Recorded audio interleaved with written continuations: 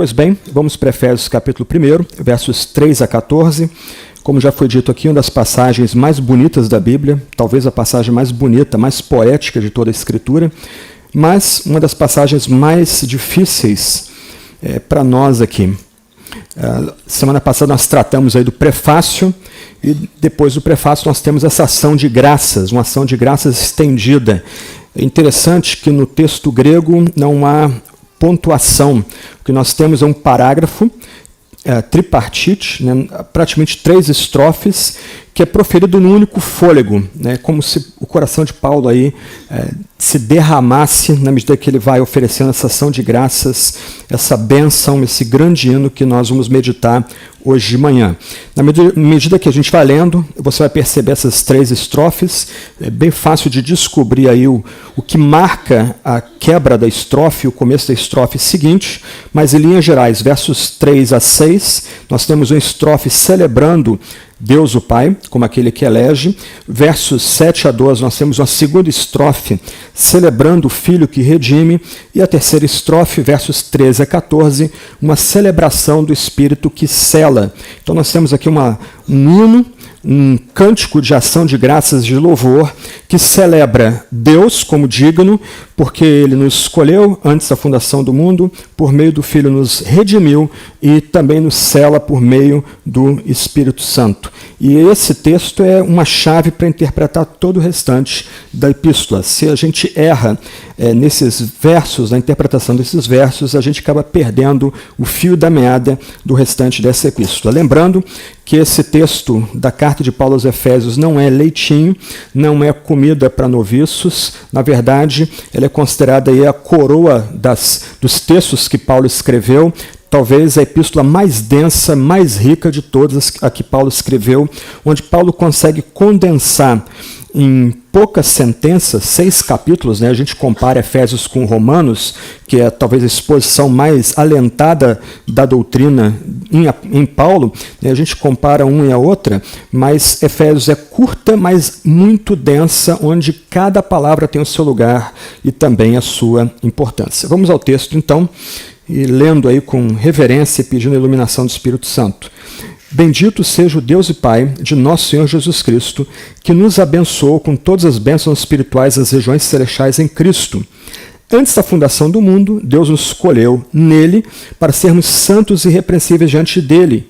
Em amor nos predestinou para ele, para sermos adotados como seus filhos, por meio de Jesus Cristo, segundo o propósito de sua vontade, para o louvor da glória de sua graça, que ele nos concedeu gratuitamente no amado. Nele temos a redenção, pelo seu sangue, a remissão dos pecados, segundo a riqueza da sua graça, que Deus derramou abundantemente sobre nós em toda sabedoria e entendimento. Ele nos revelou o mistério da sua vontade, segundo o seu propósito que ele apresentou em Cristo, de fazer convergir nele, na dispensação da plenitude dos tempos, todas as coisas, tanto as do céu como as da terra. Em Cristo fomos também feitos herança, predestinados segundo o propósito daquele que faz todas as coisas conforme o conselho da sua vontade, a fim de sermos para o louvor da glória, da sua glória, nós os que de antemão esperamos em Cristo. Nele também vocês, depois que ouviram a palavra da verdade, o evangelho da salvação, tendo nele também crido, receberam o selo do Espírito Santo da promessa. O Espírito é o penhor da nossa herança, até o resgate da sua propriedade, em louvor da sua glória. O texto começa com uma bênção. Bendito seja Deus e Pai de nosso Senhor Jesus Cristo. A palavra bendito é curiosa, na verdade é curioso a ideia de nós abençoarmos a Deus, e nós nos unirmos com o santo apóstolo aqui para abençoarmos a Deus, mas é assim que o texto começa, uma bênção, uma invocação a Deus o Pai e nosso Senhor Jesus Cristo. Na verdade, o que a gente precisa perceber é que essa palavra bendito, que na sua acepção significa falar bem de, e é o que Paulo vai fazer aqui, em todo o tempo ele fala bem de Deus, ele destaca Deus, Deus recebe na sua glória trina todo o louvor aqui. Essa palavra bendito pode ser também traduzido como um agradecer. Agradecido seja o Deus e Pai de nosso Senhor Jesus Cristo. E a gente vai ver que há muito para se agradecer aqui. Mas Paulo faz um jogo de palavras. Bendito seja Deus, o Pai de nosso Senhor Jesus Cristo, porque Ele nos abençoa, e nos abençoa com grandes e ricas bênçãos, bênçãos espetaculares, bênçãos tão elevadas que as nossas palavras aqui têm dificuldade de escrevê-las. A gente vai ver isso aí no decorrer da passagem.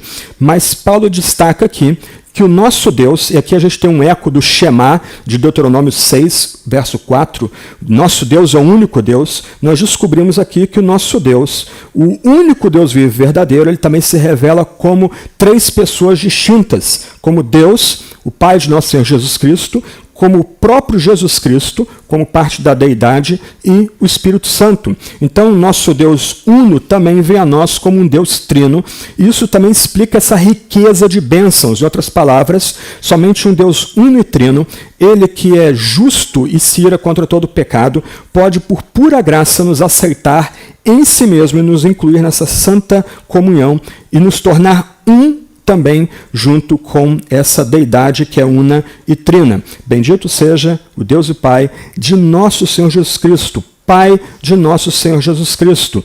É interessante que toda a bênção que é derramada sobre o povo escolhido, predestinado, adotado, etc., que a gente vai ver daqui a pouco, é dada por Deus por meio de Jesus Cristo. E Jesus Cristo é o meio pelo qual essas bênçãos são dadas a esse povo, porque o Filho tem um relacionamento especial com o seu Pai, um relacionamento que existe desde a eternidade, ou em outras palavras, nunca houve um tempo que Deus não fosse Pai, nunca houve um tempo que Deus não tivesse seu Filho, nunca houve um tempo em que o Filho não existia, o Pai e o Filho sempre existiram em comunhão na eternidade, e as bênçãos são dadas por Deus por meio do Filho. Então, o Deus aqui, ele é digno de toda a gratidão, ele é abençoado porque ele nos abençoa. E você precisa prestar atenção nos versos 3 a 6, que Deus de fato nos abençoa. Nota que em nenhum momento aí nesses versos, nessa primeira estrofe, é mencionado o que a gente faz. Nem mesmo a nossa fé é mencionada. Nossa fé é mencionada somente no verso 14. Em outras palavras, Deus é bendito, Deus o Pai é bendito, porque Ele nos dá grandes e potentes bênçãos, Ele derrama sobre nós bênçãos que só a gente pode cantar, porque é até difícil de explicar.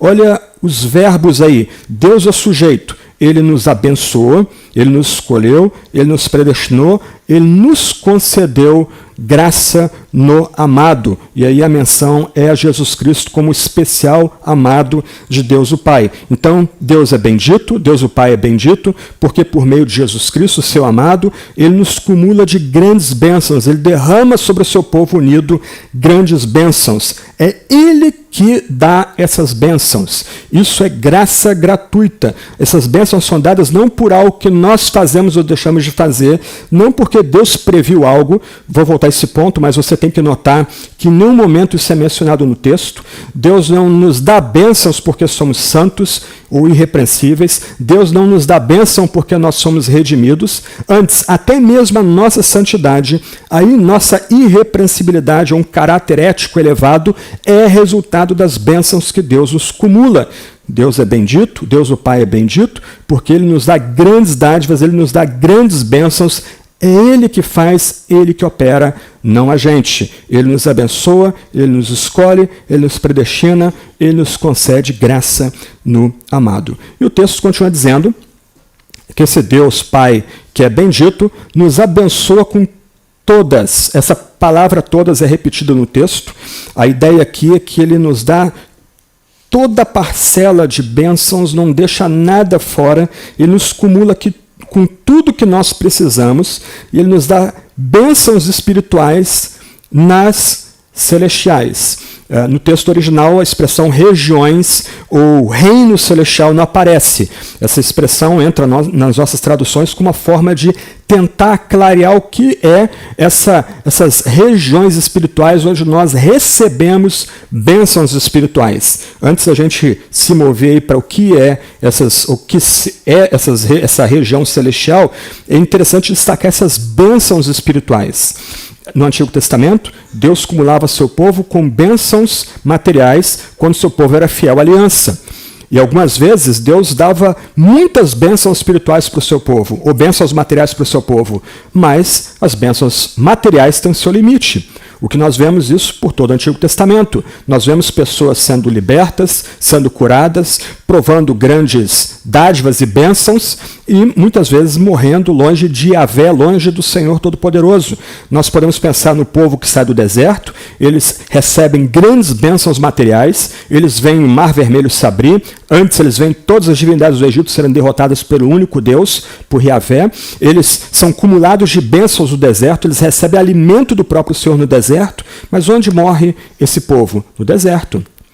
38 anos andando em círculos do deserto para morrer fora da terra da promessa. É uma outra geração fiel que vai entrar na terra da promessa. Então as bênçãos materiais são importantes na Sagrada Escritura. Deus derrama bênçãos materiais sobre o seu povo quando o seu povo é fiel ao pacto. Mas as bênçãos materiais têm um papel limitado. Homens e mulheres podem receber bênçãos materiais, até mesmo cura, e morrer longe da terra da promessa. Vocês devem ter conhecido pessoas assim que já participaram da igreja, foram fervorosos, operosos, receberam alguma dádiva e depois viraram as costas para a fé e se tornaram mais blasfemos do que o pior ateu. As bênçãos materiais têm seus limites. O que nos é cumulado aqui são bênçãos espirituais. E essas bênçãos espirituais são de tirar o fôlego, como Paulo descreve aqui. E essas bênçãos espirituais são dadas nesse campo espiritual. Essa expressão celestial ou espiritual, que nossas traduções aqui colocam como regiões celestiais ou reino celestial, só é mencionado em Efésios. Nenhum outro texto paulino menciona essa expressão. Por isso que alguns eruditos têm sugerido que Efésios não seria um texto de Paulo propriamente dito, seria de um discípulo posterior. Já tratei disso semana passada. Mas o fato é que essa expressão aparece algumas vezes no livro de Efésios e a gente tem que tentar entender essa expressão dentro do seu contexto. A ideia de regiões celestes ou um campo celestial onde nós somos cumulados de bênçãos espirituais é uma ideia por si só misteriosa. O que Paulo quer comunicar para a gente aqui é que o que Deus nos concede, e é Ele mesmo que dá essas dádivas, essas dádivas são tão ricas, tão poderosas, tão potentes, que elas são experimentadas pela gente numa outra posição, num outro tipo de posição. A ideia aqui é que agora, se nós estamos conectados com Deus o Pai, Deus o Filho, Deus o Espírito, nós somos abençoados, sobretudo por estarmos num outro tipo de posição, que não a posição que nós tínhamos outrora, quando éramos escravos do mundo, da carne, do pecado, da transgressão, etc. e tal. A ideia aqui, que a gente pode tentar visualizar, é que se nós estávamos num tipo de esfera, escravos do mundo, da carne, do diabo, nós, pelo poder e pela vontade de Deus, fomos tirados dessa esfera e colocados numa outra esfera, cumulados, por assim dizer, preenchidos de bênçãos, e agora nós estamos assentados, nós estamos numa outra posição em Deus e em Cristo Jesus. Na epístola, essa expressão celestial aparece aqui. Nós recebemos bênçãos espirituais numa região espiritual. Em Efésios capítulo 1, verso 20, que nós vamos tratar semana que vem, é dito que Cristo já está assentado nesse reino espiritual e nós estamos assentados com Ele, e Cristo já reina nessa esfera espiritual. No capítulo 2, verso 6, é dito que nós estamos também elevados, nós já habitamos nesse reino espiritual. Um parênteses, voltando à semana passada, Efésios trata da unidade da igreja, só que Paulo não tem preocupação com a organização da igreja. Paulo não está preocupado aqui com presbíteros, diáconos, com o tamanho da igreja, com a forma de organização da igreja. A visão de Paulo aqui é basicamente de uma igreja orgânica, a união de todos os crentes num único corpo invisível que é essa igreja. A ideia aqui é que toda essa igreja já está sentada com Cristo nas regiões celestiais e Cristo reina sobre essa igreja. Mas como a gente vai ver mais adiante, em Efésios 3:30, Deus é glorificado também nesse espaço celestial, nessa região celestial, nesse reino espiritual. A glória de Deus reverbera em meio à luta. E nós vamos fechar Efésios capítulo 6, lá no verso 20, nós vemos a menção de que esse reino celestial também é um campo de batalha, onde o Cristo Rei, assentado, ele luta contra principados e potestades, contra os demônios, contra as hostes espirituais da maldade. O ponto de Paulo aqui é destacar que nós temos uma nova posição por causa das bênçãos que recebemos em Cristo. Ou, colocando de outro lado, nós juntos temos uma outra imagem dada pelo próprio Deus por meio de Jesus Cristo. E a gente vai tratar um pouco dessas dádivas que trabalham ou reconstroem a nossa imagem em Deus e Cristo. Mas a gente, antes de avançar, tem que prestar atenção de novo na repetição da expressão em Cristo. Lembra, nós já tratamos essa expressão semana passada, ela apareceu 2 vezes nos primeiros 2 versos de Efésios capítulo 1, e no total, nessa sessão, essa expressão aparece 15 vezes. Unindo os pontos aqui, Deus é abençoado porque Ele nos dá bênção, e Ele nos dá bênção por pura graça, porque Ele resolveu nos atrair com cordas de amor, para lembrar de Oséias capítulo 11. Essas bênçãos nos colocam numa nova posição. Nós somos elevados, nós recebemos um novo status por causa dessas bênçãos. E nesse reino espiritual de bênçãos, a grande bênção é que nós estamos conectados, estamos unidos misticamente com Cristo Jesus. Nós recebemos vida, nós recebemos propósito, nós recebemos existência, nós recebemos alimento espiritual porque estamos conectados com Cristo Jesus. Como eu mencionei semana passada, essa expressão em Cristo, que remete a gente à união mística que nós temos com Cristo, ela é tão elevada que mesmo no Novo Testamento ela não é conceituada, não é definida, por causa da riqueza da ideia. É como se nós, se cremos em Cristo, como vamos ver adiante, nós nos movêssemos em Cristo. Nós andássemos em Cristo, Ele sendo a cabeça e nós o seu corpo. Nós estamos conectados com Ele, por isso nós estamos nessas regiões celestiais e por isso nós recebemos dádivas impressionantes dadas por Deus, o Pai. Aí nós entramos no verso 4. E como alguém já brincou, uma forma de você agitar uma classe de escola dominical que está chata é provar se Deus predestina todas as coisas ou se temos livre-arbítrio. E Paulo começa a descrever algumas dessas bênçãos espirituais que nós já desfrutamos se nós estamos em Cristo, estamos unidos com Cristo nas regiões celestiais. Paulo começa dizendo que antes da fundação do mundo, Deus nos escolheu nele. Esse é um ponto importante aqui. Muita tinta já foi gasta para tentar entender o que significa Deus nos escolheu, mas em linhas gerais, prestando atenção na passagem que nós temos em mente, o que o texto quer dizer é que antes que houvesse mundo, antes que o mundo, a criação viesse à existência, antes que o tempo fosse criado, Deus, num ato de amor, Ele escolhe Cristo como o Salvador de pecadores. Ele entra numa aliança com esse Jesus como seu amado. E Deus escolhe pecadores para que sejam conectados com Cristo. E Deus agora derrama o seu amor, que é dado para Cristo, para esses que Ele escolheu e que estão unidos e ligados com Cristo. Isso se dá não por uma previsão de mérito ou fé. Nota que em nenhum momento o texto diz que Deus os escolheu porque previu que nós seremos santos e irrepreensíveis. Deus os escolheu porque Ele previu que nós aceitaríamos o perdão, ou, e a fé é mencionada no final da passagem, Deus nos escolheu porque previu que nós creríamos nele, viríamos a ter fé nele. Não há nenhuma noção aqui de presciência como a base dessa escolha divina. Antes, o que o texto enfatiza é que antes que houvesse sido feita a criação dos céus e da terra, Deus deliberou escolher pessoas para que, conectadas a Cristo, viessem a ser amadas. Isso é uma menção aqui da soberania divina e da graça conectada a essa onipotência divina. Deus escolhe porque Ele quer escolher. E um ponto aqui importante, que precisa ser mencionado, é que se a gente tentasse, ou se a gente descobrisse a razão de Deus ter escolhido uns e não outros, a eleição divina seria esvaziada e nós voltaríamos a ensinar salvação pelas obras ou salvação por meio do mérito. Em outras palavras, o que Paulo nos lembra aqui é que a noção de que Deus nos escolheu antes da fundação do mundo é a salvaguarda da ênfase de que a nossa salvação, nossa redenção em Cristo se dá por pura graça e misericórdia divina. É Ele que nos escolhe. E Ele nos escolhe sem nenhuma previsão de fé e mérito em nós. Ele nos escolhe porque Ele quer nos escolher. A melhor forma, talvez, de ilustrar isso, e a ilustração, a história, na verdade, atribuída a Francisco de Assis, é baseada em 1 Coríntios capítulo 1, versos 26 a 31. A história diz que conta, que Francisco de Assis é abordado por um noviço, ele já idoso, e o noviço pergunta a Francisco de Assis: por que Deus te escolheu?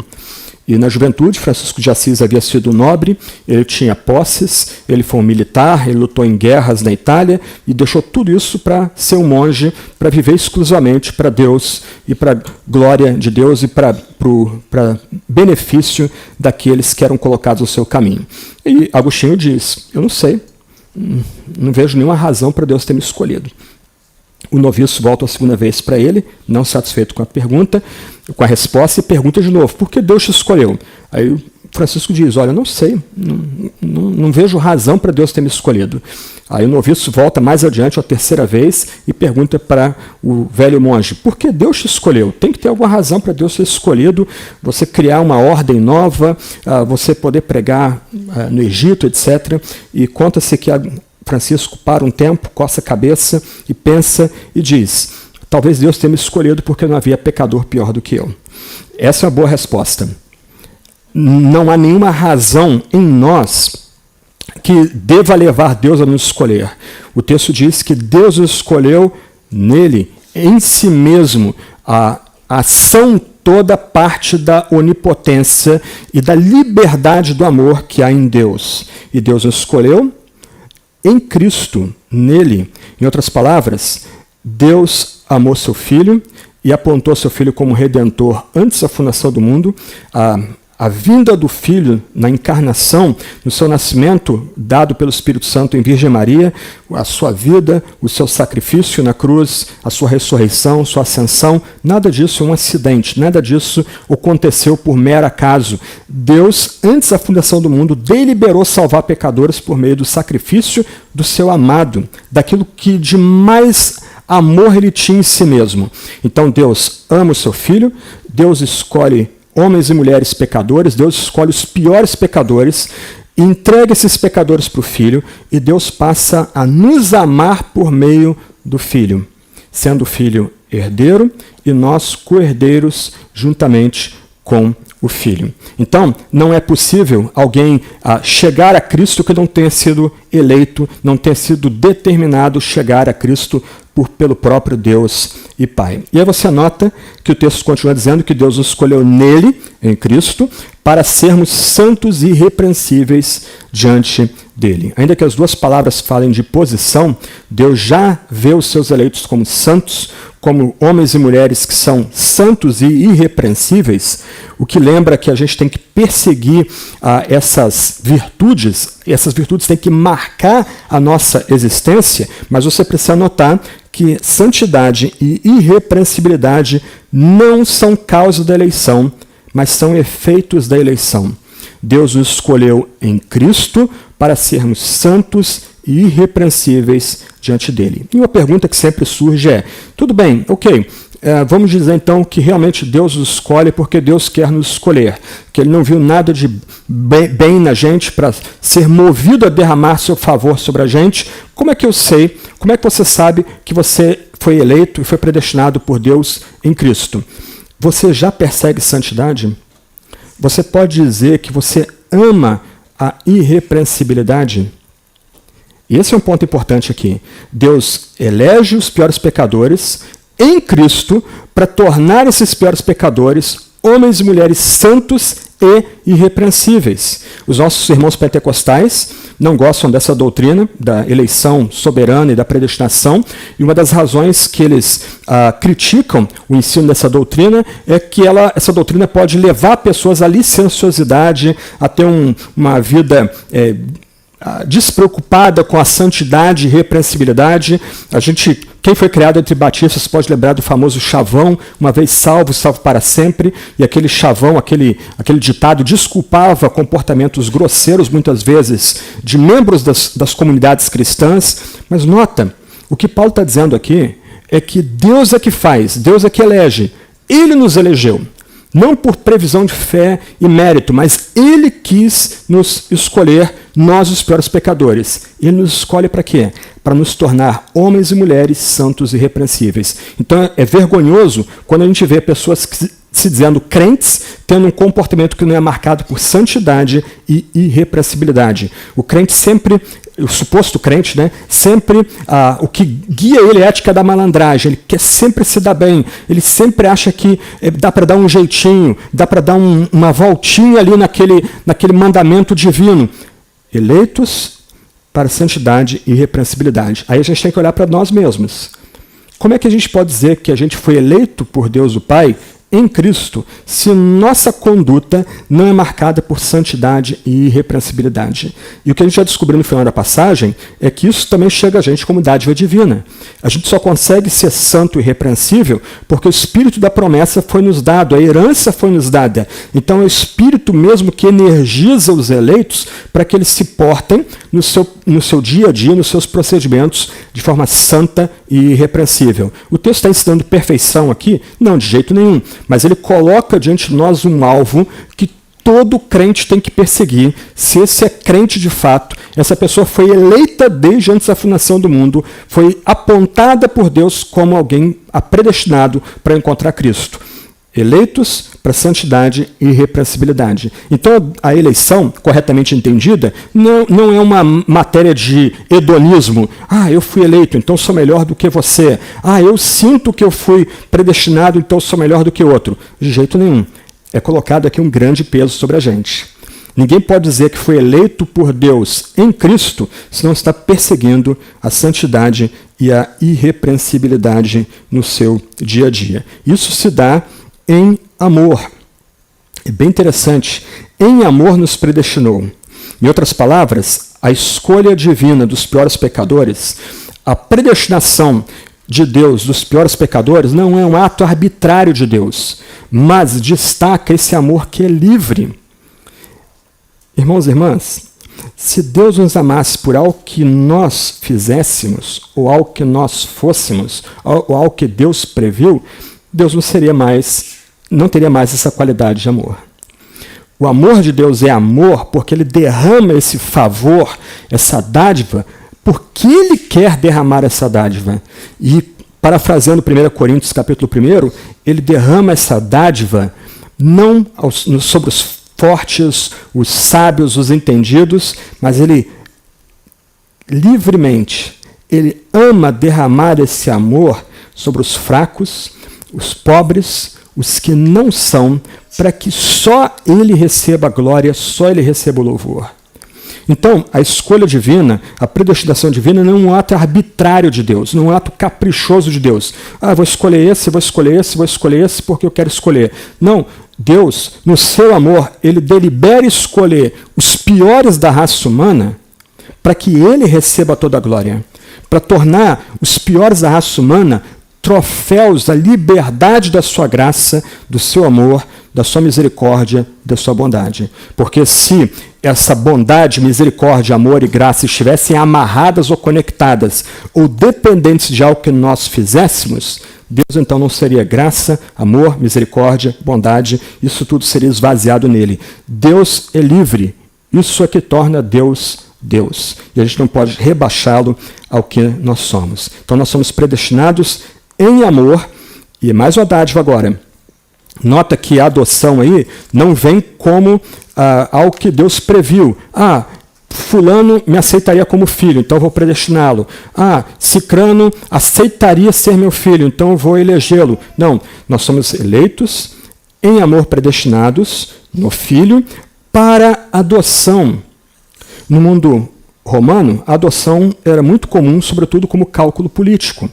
Júlio César não tem herdeiros, ele, durante um tempo, pensa em adotar Bruto como seu filho. Você lembra que Bruto vai acabar assassinando Júlio César nos idos de março de 44 a.C., mas antes o Júlio César adota Otávio Augusto, que vai ser mencionado em Lucas capítulo 2, o imperador, já no final da sua vida, mas o imperador no qual o nosso Salvador veio a nascer, ou na época que o nosso Salvador veio a nascer. A escolha de Júlio César é baseada em cálculo político. Ele precisa de um herdeiro. Ele vê em Otávio Augusto alguém com características de que ele vai ser um bom herdeiro.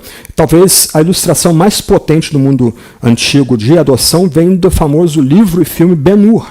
Ben-Hur é um judeu piedoso, alguém que quer a liberdade do seu povo. Ele acaba se envolvendo numa situação complicada de tentativa de assassinato involuntária de um general romano na Judéia. Ele acaba sendo preso e ele acaba sendo vendido como escravo. Ele vai ser um escravo nas galés e no meio do combate naval os romanos, e ele está lá numa galé romana, vence a batalha, mas a galé em que ele está, que é a nau capitânia da frota romana, naufraga. E ele consegue se livrar das correntes e ele acaba salvando o Quinto Árrio, que era o cônsul, o almirante daquela frota. E o que Quinto Árrio faz? Com gratidão, o adota como filho. Mas nota, a adoção que Paulo trata aqui ocorre por pura graça. Deus deliberou escolher pecadores. Deus deliberou predestinar os piores pecadores em Cristo. Aqueles que creem em Cristo estão unidos com Cristo. E o que Deus faz com esses eleitos e predestinados? Ele lhes dá um novo status. Eles são contados como filhos de Deus. Eles foram adotados, não porque Deus nos olhou e fez um cálculo político sobre o que nós poderíamos ser, nossa potencialidade. Não, Deus nos conta como membros da sua família por pura graça. Deus nos coloca nessas regiões celestiais e nos chama de filhos amados por pura graça. Deus nos adota porque Ele, na sua liberdade, quer nos adotar. Ele nos chama de filhos porque Ele quer derramar o seu amor sobre os piores pecadores e contá-los como seus filhos amados. Nota que isso é bênção que flui da eleição e predestinação, não é uma condição para eleição, mas é um efeito da eleição. Deus nos torna agora seus herdeiros e, juntamente com Cristo, co-herdeiros. Você consegue dimensionar isso, gente? O que nós éramos antes da gente chegar à fé? O que você era antes de abraçar Cristo como seu Salvador, antes de se unir a Cristo? O que você era no mundo sem Cristo? Agora, você foi alvo desse amor divino. Um amor que nasce desde antes da fundação do mundo. Olha a potência disso. E você foi atraído pelo Espírito a Cristo. Você foi unido pela fé a Cristo. Você agora descobre que você está nessas regiões celestiais, o que quer que elas sejam. E nessas regiões celestiais agora você descobre que você é eleito, você é predestinado, você é adotado. Você é contado como filho. Nós antes não éramos nada. Um homem ou uma mulher sem Cristo, por mais poderoso que ele seja, não é nada. O tempo dele vai chegar. As conquistas dele vão passar. O que ele fez vai ser escrito na areia.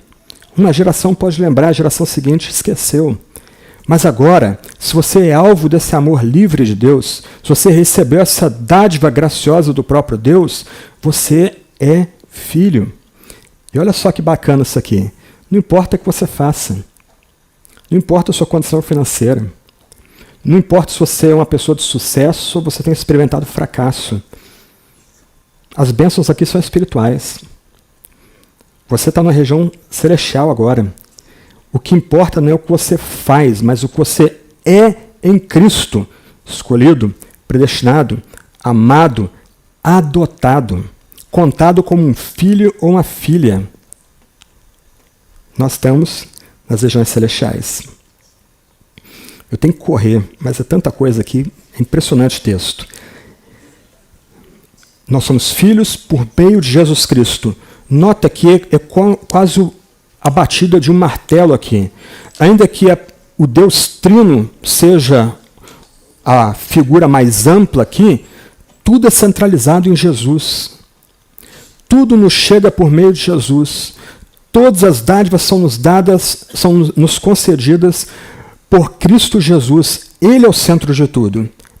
Por assim dizer, ele domina o quadro. E uma vergonha a gente chegar numa livraria evangélica e notar que livros sobre Jesus não vendem. Livros que têm o nome de Cristo na capa não são vendáveis. Se você quer vender um livro, bota lá Espírito Santo, prosperidade, bênção, etc. Aí vai vender.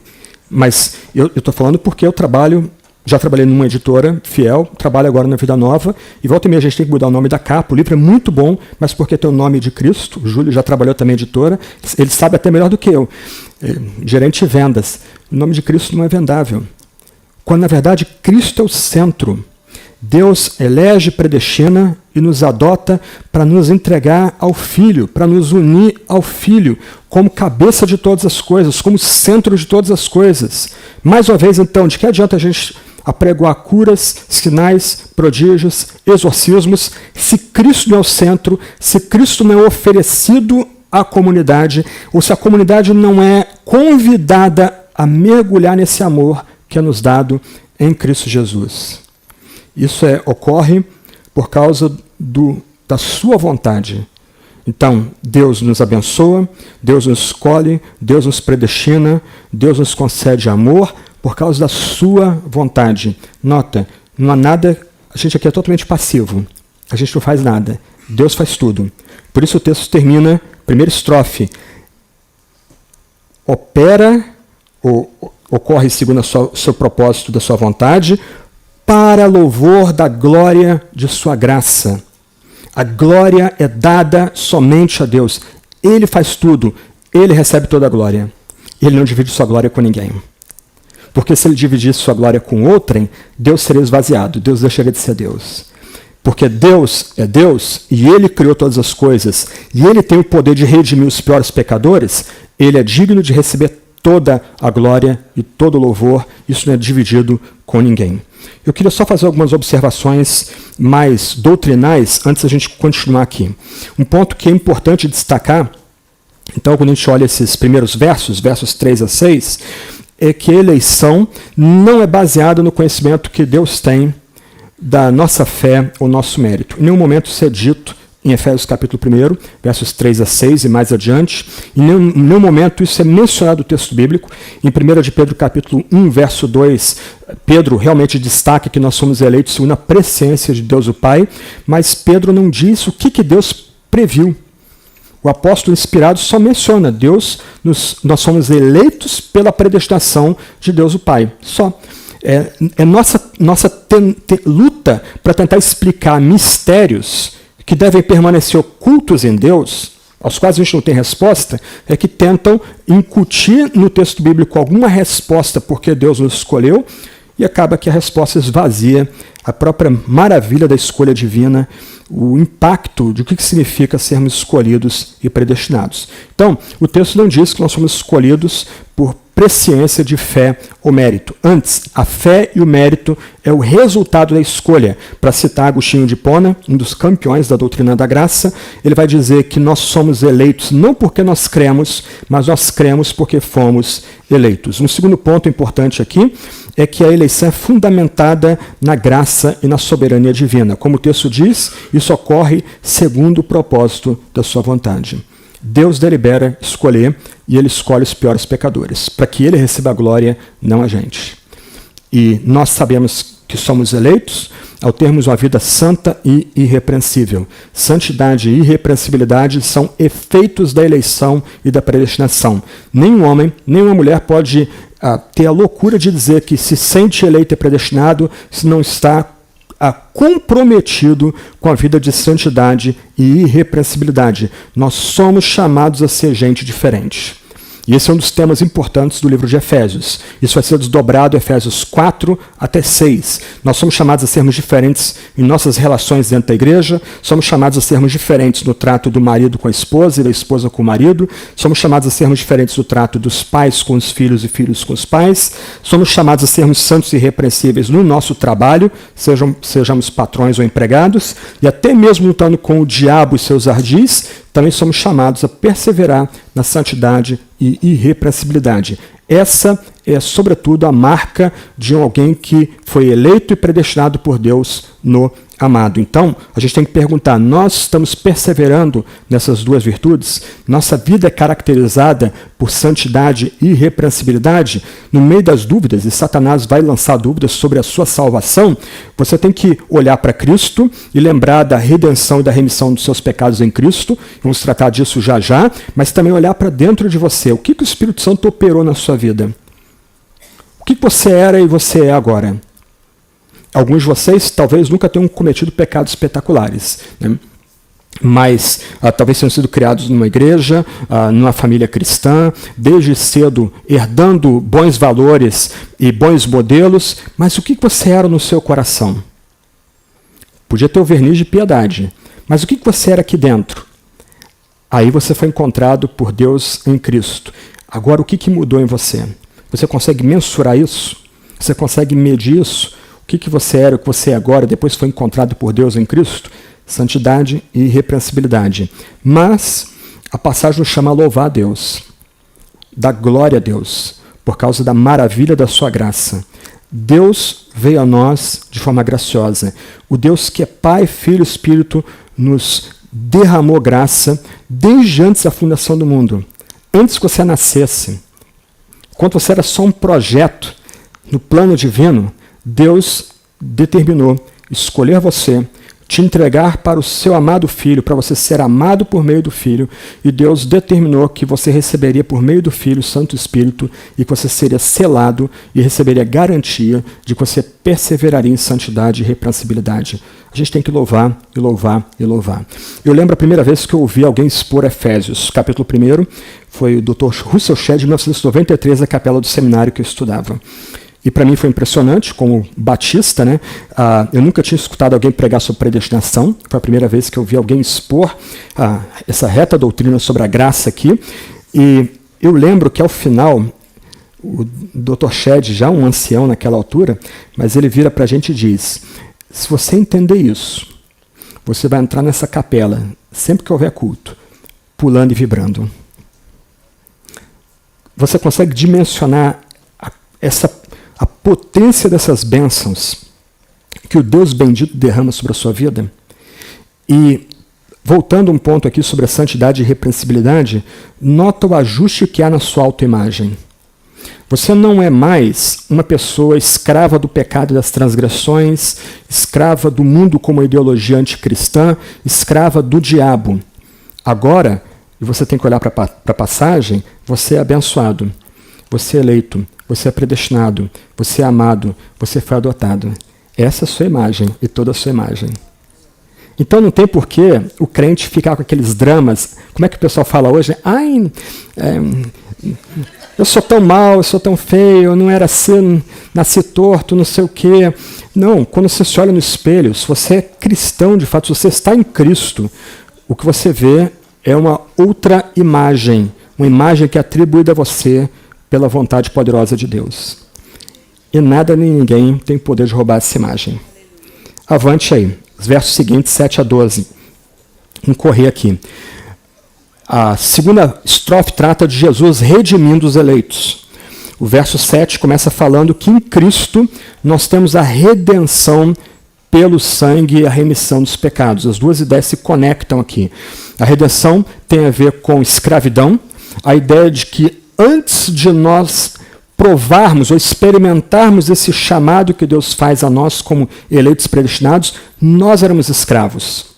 Daqui a 2 semanas a gente vai entrar em Efésios capítulo 2, versos 1 a 10. Aí a gente vai descobrir lá que nós, antes de recebermos essas graças, éramos escravos do mundo, escravos do pecado, da transgressão, escravos do diabo. Nós não conseguimos transcender essa herança maldita. Nós estávamos mortos nos nossos delitos e pecados. Nós não tínhamos vida espiritual.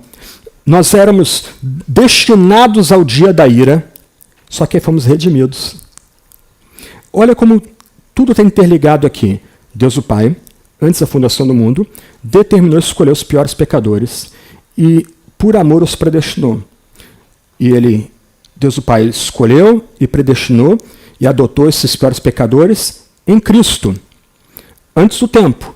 Aí no tempo, esse plano chega a seu clímax no tempo, como a gente já vê no verso 14, ao crermos em Cristo, e lembra, nós somos eleitos para crer, nós agora somos redimidos.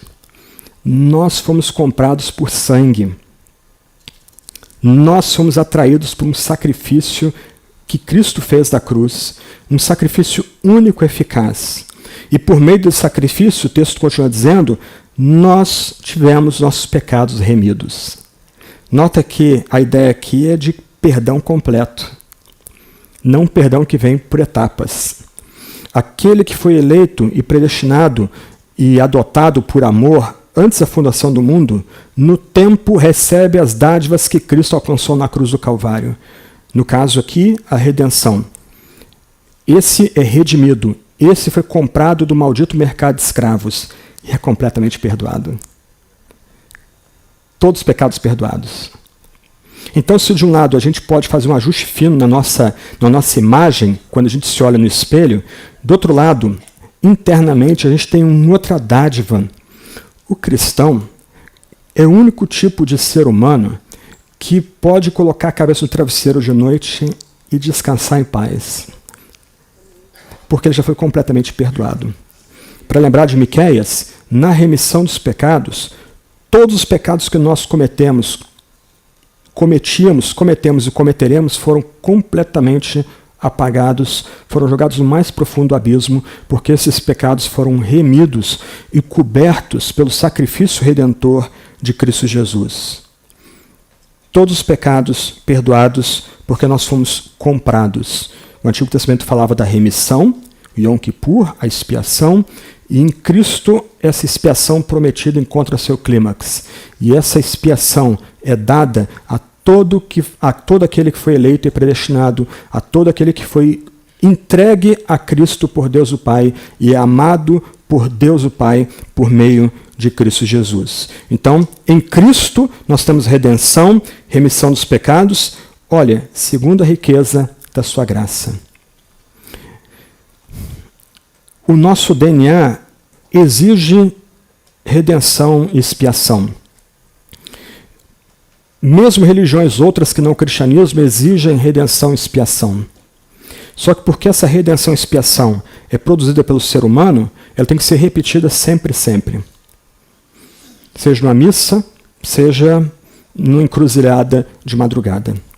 O que a fé cristã nos ensina, o que esse depósito da verdade que a Sagrada Escritura nos ensina, é que Deus nos dá uma remissão completa, um perdão completo, e isso ocorre, como o texto diz, pela riqueza da graça de Jesus Cristo, que Deus derramou abundantemente sobre nós, e aí Paulo agora conecta essa verdade com o que nós fazemos, em toda sabedoria e entendimento. Paulo nos dá aqui a noção exata do que Deus fez em Cristo por mim e por você. Se nós cremos, estamos unidos com Ele. E quando ele fala de sabedoria e entendimento, ele lembra que a gente tem que ter um tipo de procedimento que honre aquilo que Deus fez para nós. Deus deu seu único Filho para nossa redenção e remissão. O que nós entregamos de volta para esse Deus maravilhoso, cheio de graça e amor que Deus entregou, ou Deus concedeu seu Filho para a remissão dos seus eleitos e predestinados? Nós agora temos um procedimento marcado por sabedoria e entendimento. Porque nós não pertencemos mais a nós mesmos, nós procedemos com maturidade, talvez seja a palavra que consiga conectar sabedoria e entendimento aqui. Verso 9, Paulo fala do mistério da sua vontade. Essa é uma palavra muito empregada no mundo grego, é empregada somente em Efésios, mas na mente de Paulo a palavra tem um outro tipo de significado. Paulo está contando aqui uma verdade que estava oculta em Deus, que somente Deus sabia, e agora essa verdade, esse plano secreto, está sendo descortinado pelos santos apóstolos e profetas. Nós vamos voltar a essa expressão, essas duas ideias mais adiante, mas você nota que essa expressão santos apóstolos e profetas aparece no capítulo 2, verso 20, depois capítulo 3, verso 9, e finalmente em capítulo 4, verso 11. Em outras palavras, esse mistério de Deus, de eleger, de predestinar, de fazer convergir em Cristo todas as coisas, de nos conectar em Cristo, de derramar seu amor sobre aqueles que estão conectados com Cristo. Isso agora foi revelado, isso é algo de domínio público e chegou a nós por meio dos santos apóstolos e profetas. E o mais surpreendente aqui é que esse mistério não toca só esse plano de salvação. Esse mistério toca aquilo que a gente vai tratar mais adiante, que o muro que separava judeus e gentios foi partido. E Deus agora junta judeus e gentios num novo povo, no Israel espiritual. E os gentios não podem ser soberbos, que a gente vai ver isso daqui a pouquinho, porque os judeus foram chamados antes a dar glória a Deus, e nós estamos misericordiamente sendo acoplados a esses judeus que vieram antes de nós, para formar esse único povo. Em outras palavras, no Antigo Testamento, o mistério revelado, por assim dizer, o caráter missionário do povo de Deus no Antigo Testamento é que os gentios, como Raabe e Ruth, eles têm que vir para Israel, eles têm que vir para Jerusalém, eles têm que vir para o templo, eles serem cobertos pelos sacrifícios de expiação feitos no templo. Agora, o mistério revelado é que esse evangelho da graça chega até os Efésios da Ásia Menor.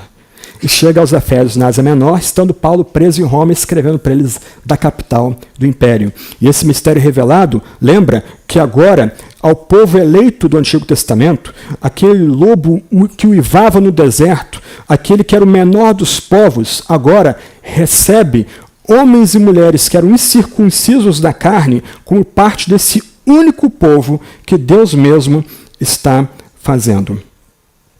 E aí, versos 10 e 11, você tem Paulo está falando do que Deus está fazendo agora no tempo, e agora Paulo corre para o final do tempo.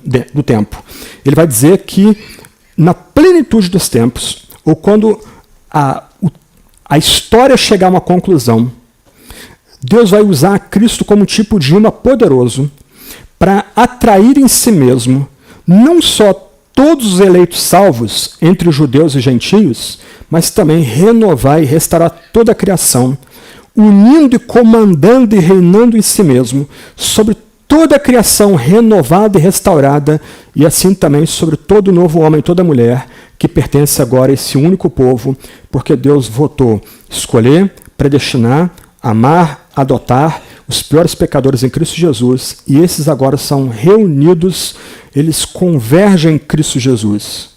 Paulo então dá um salto. Ele está falando do que nós somos agora, para nos dar um vislumbre do que acontecerá no último dia. Então, se Deus o Pai que comanda a eleição e predestinação por sua livre vontade, ele faz isso para que o Filho receba a glória, para que o Filho seja magnificado. E o Filho é magnificado na sua morte. Ele é louvado pela sua morte redentora. É por causa do sangue derramado que a gente está aqui. É por causa do sangue derramado que a gente tem perdão de pecados. É por causa do sangue derramado que a gente pode levantar mãos santas e louvar a Deus o Pai, Deus o Filho e Deus o Espírito. Mas isso ainda é parte da história. Isso é o já.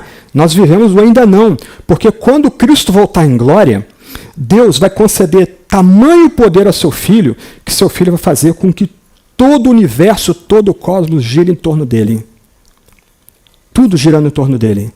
A igreja composta de judeus e gentios, a única igreja composta de judeus e gentios, e toda a criação renovada girando em torno de Cristo. Vocês vão receber depois o PowerPoint. Por questão de tempo, eu não vou ler uma citação de John Stott, mas vale a pena você dar uma olhada depois nela. É muito bonita. Ela tenta resumir biblicamente o que é essa obra de Deus, o Pai, fazendo convergir em Cristo todas as coisas. O fato aqui é que o Pai destaca a realeza do Filho.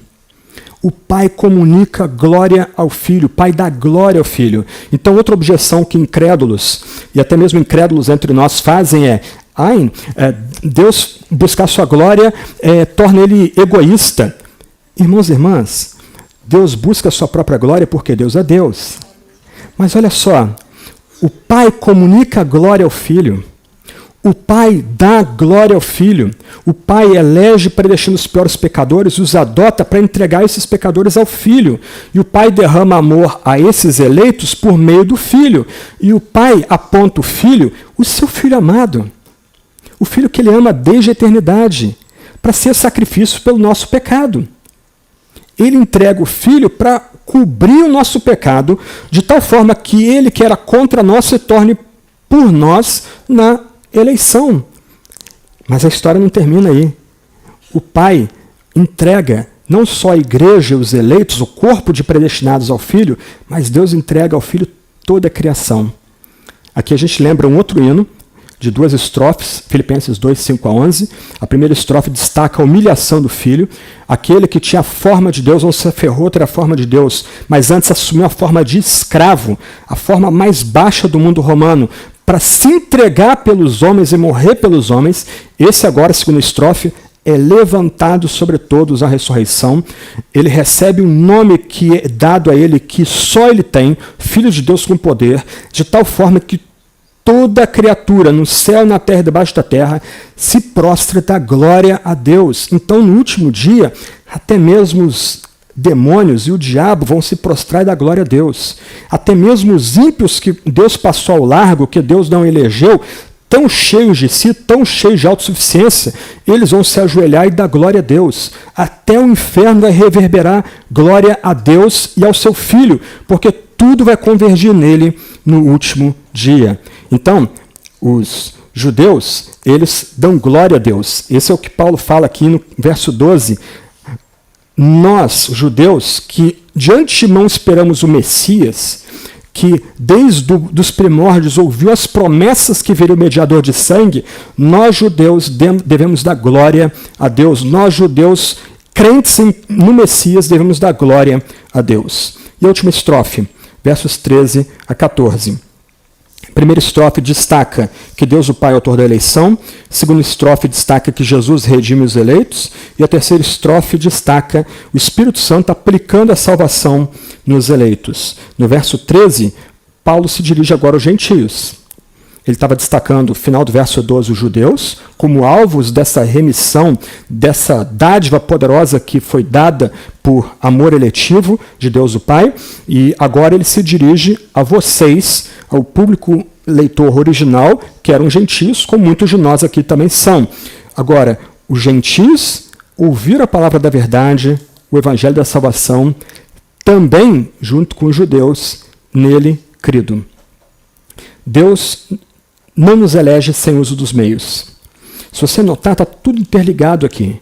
A liberdade de Deus em eleger e escolher os piores pecadores, por amor, entregar esses pecadores a Cristo como cabeça dessa nova humanidade, dessa santa comunidade, derramar amor por meio de Cristo, um amor que na história se mostra na remissão dos pecados e na redenção sangrenta ocorrida no Calvário, e finalmente, esses eleitos, para que sejam acoplados a Cristo e recebam as dádivas que vêm da eternidade, eles precisam crer por meio, e olha as expressões que são usadas aí, a palavra da verdade, o evangelho da salvação. Paulo, mais adiante, vai destacar que o fundamento da igreja é a palavra que vem dos santos apóstolos e dos profetas, que a gente tem encapsulada na Sagrada Escritura. O meio, então, pelo qual a gente chega a Cristo e a gente começa a usufruir as dádivas da eleição, a gente se descobre eleito, é o anúncio dessa palavra da verdade, do evangelho da salvação. Duas expressões muito importantes para a gente aqui. A palavra que nós temos, a Santa Escritura, é verdadeira e digna de confiança. Aqueles que criticam a Sagrada Escritura, mesmo entre cristãos, isso, principalmente no meio acadêmico, é comum, né? Pessoas chegando à Escritura numa atitude de suspeita e não numa atitude de amor, eles se colocam acima da Escritura. Mas eles passam, a Escritura permanece. A palavra de Deus permanece para sempre, como diz o apóstolo Pedro. Essa Escritura é a palavra da verdade. Nós chegamos a Deus na história por meio de ouvir essa palavra verdadeira, essa palavra digna de confiança. Deus fala a nós por meio de uma palavra que todos nós podemos acessar. Nós não estamos aqui diante de uma verdade esotérica, a qual só eu, o Tiago, temos o monopólio da interpretação. Qualquer um de vocês pode chegar a essa Sagrada Escritura e ouvir a verdadeira voz de Deus na Sagrada Escritura. E nessa palavra da verdade você tem essa boa nova de que Deus determinou remir os seus eleitos pelo sacrifício de Jesus e por meio da união com Jesus Cristo. E se nós cremos essa mensagem, nós somos contados entre aqueles que são eleitos. Paulo não está sendo sistemático aqui, ele está cantando um hino, o seu coração está sendo derramado aqui por meio da sua pena. Mas o ponto aqui é que uma outra forma de nós sabermos se somos contados como predestinados e eleitos nós cremos em Cristo. Toda a nossa confiança é colocada em Cristo. Nós descansamos em Cristo como aquele que nos redimiu e remiu todos os nossos pecados. Nós olhamos para Ele como nosso único Salvador. Há uma frase de Calvino que é muito bonita, que ele diz que olhar para Cristo vale mais do que 1000 testemunhos. Nós já cremos em Cristo como dado na palavra da verdade, e só podemos falar de Cristo como o amado, como o Redentor, como aquele que nos redime de pecados ou perdoa nossos pecados, porque isso é revelado nessa palavra da verdade, no Evangelho da salvação. E nós somos chamados a colocar nossa fé em Cristo como ele é apresentado nesse texto, que é a palavra da verdade, o Evangelho da salvação. E por causa de todas essas dádivas, Paulo conclui dizendo que o Espírito Santo nos é dado como selo e como o nosso penhor. 2 ideias também do mundo antigo. Aqueles foram eleitos e predestinados e adotados por amor em Cristo. No tempo eles são reunidos a Cristo, eles são cobertos pelo sangue de Cristo e resgatados pelo sangue de Cristo, eles têm todo o seu pecado perdoado, eles chegam à fé por meio de ouvir a palavra da verdade, o Evangelho da salvação, e aí eles recebem um selo. A imagem aqui é a imagem do mundo antigo, onde quando você queria o nobre, o rei, o imperador ia mandar uma mensagem, ele colocava o seu sinete, ele gravava o sinete naquela mensagem. E aí daquele que violasse aquela marca de cera que era colocada naquela mensagem. Somente o destinatário final poderia violar aquele selo. O selo era inquebrantável, o rei colocava o seu prestígio naquele selo. O Espírito Santo nos é dado como selo. Se nós estamos experimentando essas graças, nós somos marcados com o Espírito Santo. Uma marca interna, as transformações que nós já experimentamos, nós éramos incrédulos, agora cremos. Nós tínhamos uma moral questionável e um baixo padrão ético, agora nós lutamos para sermos santos e irrepreensíveis. Mas também por meio do batismo, nós temos um selo visível. Uma marca que é colocada diante de outros homens e outras mulheres. Nós não pertencemos mais a nós mesmos. E ninguém tem poder de violar esse selo. Nós continuamos lutando contra o pecado? Sim. Nós vamos lutar contra o mundo como um sistema maligno? Sim.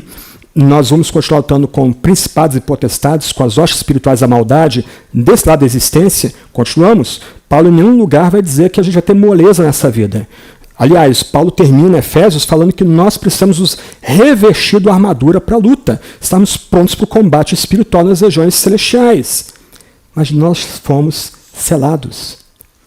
E ninguém, nem o nosso pecado que permanece em nós, nem o mundo, nem o diabo tem o poder de quebrar esse selo. Mais do que isso, o Espírito Santo da promessa, que foi prometido outrora e foi finalmente derramado agora após a vinda de Cristo, após a morte, ressurreição e ascensão de Cristo, nos é dado como penhor da nossa herança. A ideia aqui é que o Espírito Santo é um tipo de garantia de primeira parcela. Olha a dupla ênfase aí. Se você se entende como eleito por Deus o Pai, predestinado por amor, se você experimenta a riqueza da redenção e da remissão que vem dos pecados que vem de Cristo Jesus, você agora no tempo, você foi selado e você recebeu uma promissória que ninguém pode roubar de você, e essa promissória será entregue a Cristo e a Deus o Pai no último dia, quando Cristo fizer com que tudo convirja em si mesmo e dê glória somente assim. Em outras palavras, a eleição e a predestinação, a adoção, a remissão dos pecados, a redenção nos dá segurança.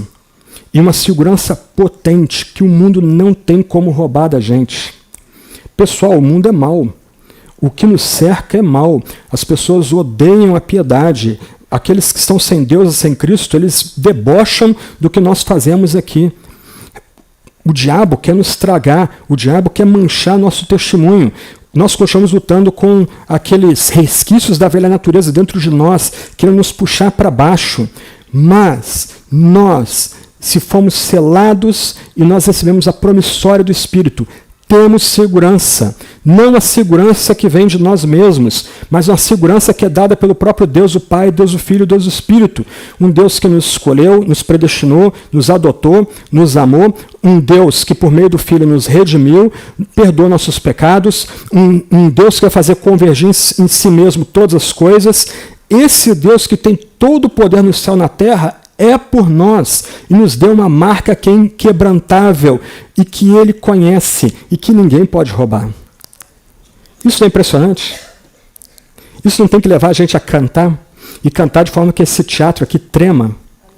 As pessoas lá fora ouçam a gente cantando e fiquem arrepiadas, porque nós já estamos experimentando, não apenas sabemos, mas nós já experimentamos o poder das regiões celestiais, das grandes bênçãos que há nas regiões celestiais, e por fim, nós somos propriedade de Deus. A gente pertence só a Ele. A gente antes era escravo e nós somos resgatados. A gente antes não era povo, agora nós somos povo. Nós somos família, nós somos igreja, uma única igreja, um único povo. Nós pertencemos a Deus, nós somos propriedade exclusiva dele. A passagem é muito rica, eu preciso terminar. Mas em cada linha, Paulo está conectando os gentios às grandes promessas do Antigo Testamento. Ele está destacando que nós estamos sendo unidos a um povo que começa em Abraão. Nós estamos recebendo as bênçãos que Deus prometeu ao seu servo Abraão lá atrás. Isso é impressionante. E nós somos propriedade desse Deus, um Deus cheio de amor, um Deus cheio de graça, um Deus que é pródigo em redimir, em perdoar, um Deus que marca a gente para pertencer só a Ele, e nada nem ninguém pode nos roubar desse Deus uno e trino que nos chama para viver nessa comunhão que existe desde a santa eternidade. Por isso, aí Paulo termina, a gente tem que dar louvor à sua glória. Se você notar, as 3 estrofes terminam com glória. Glória ao Pai, glória ao Filho, glória ao Espírito. Glória ao Pai porque Ele abençoa, porque Ele elege, Ele predestina, Ele é por nós no amado, Ele nos adota. Glória ao Filho, porque o Filho é o nosso Redentor. Glória ao Filho, porque Ele nos redime. Glória ao Filho, porque Ele nos dá sabedoria e entendimento. Glória ao Filho, porque nele é revelado o mistério que antes era oculto, agora nos é dado, de fazer de todos nós um único povo nessa terra. Glória ao Filho, porque nele também fomos predestinados, fomos feitos herança. Glória ao Filho, porque Ele vai fazer convergir todas as coisas em si mesmo. Glória ao Espírito. Glória ao Espírito porque Ele vem a nós pela palavra da verdade, o Evangelho da salvação. Glória ao Filho porque Ele suscita em nós fé. Nós vamos ver isso em Efésios capítulo 2. Glória ao Filho porque Ele é o penhor da nossa herança. É o resgate da nossa propriedade. Glória ao Pai, glória ao Filho, glória ao Espírito. Você consegue dar glória ao Pai, glória ao Filho, glória ao Espírito?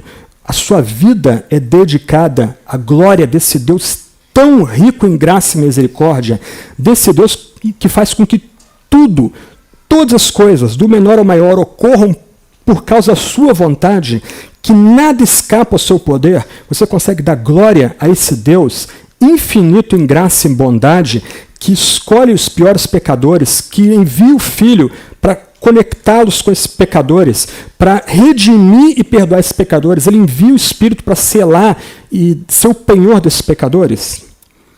Billy Bray foi um evangelista metodista, e ele não só era um pregador do Evangelho, mas ele fundou orfanatos também na Inglaterra, no século XVIII. E ele é alguém que vivia para a glória de Deus. A glória de Deus era algo que consumia a vida dele. E o seu biógrafo disse que no final da vida dele, o biógrafo conta um pouco do final da vida dele. E o biógrafo diz assim: na sexta-feira, Billy Bray desceu as escadas pela última vez. Um de seus velhos amigos, que poucas horas antes de sua morte perguntou-lhe se não tinha nenhum medo da morte ou de se perder, ele disse: o quê? Eu temer a morte? Eu perdido? Ora, meu Salvador venceu a morte. Se eu fosse para o inferno, iria gritando glória, glória ao meu bendito Jesus, até fazer o inferno ressoar E o miserável velho Satanás diria: Billy, isso não é lugar para você, saia daqui. Então eu iria para o céu gritando: glória, glória, glória, louvado seja Deus. Pouco depois ele disse glória, e essa foi sua última palavra. Que Deus nos ajude a viver para a glória dele mesmo. Que Deus nos ajude a dar glória ao Pai, glória ao Filho, glória ao Espírito. Que o próprio Espírito nos capacite a dar glória ao Pai, que abençoa, que escolhe, que predestina, que nos adota.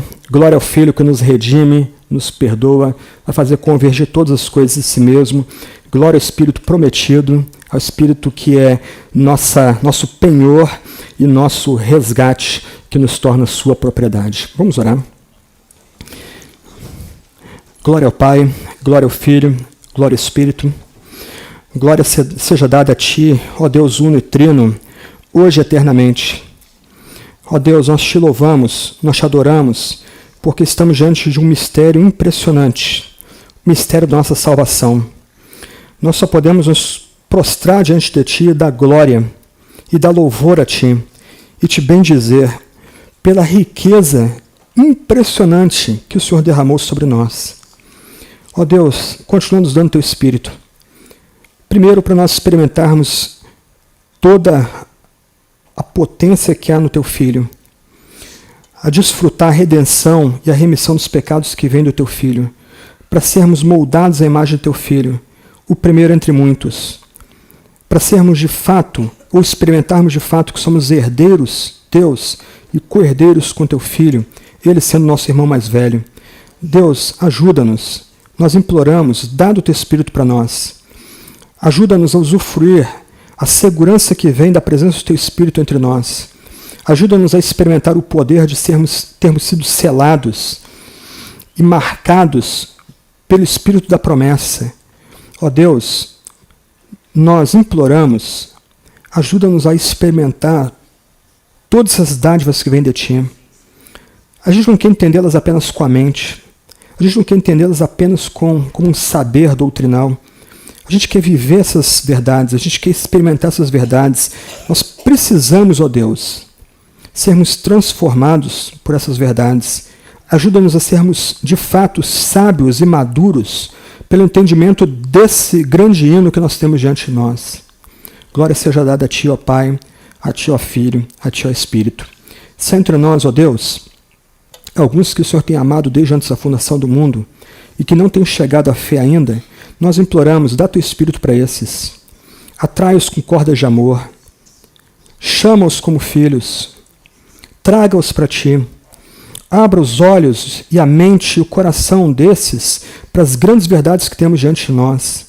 Que eles experimentem o poder de viverem nas regiões celestes, nesse reino espiritual. Abra o entendimento e o coração e a mente, os ouvidos e os olhos desses. Atrai-os para Ti, ó Deus. Nós imploramos tudo isso em Teu glorioso nome. Que a graça de nosso Senhor Jesus Cristo, o amor de Deus o Pai e as consolações do Espírito Santo estejam com todos vocês, hoje e sempre. Amém. Bom domingo.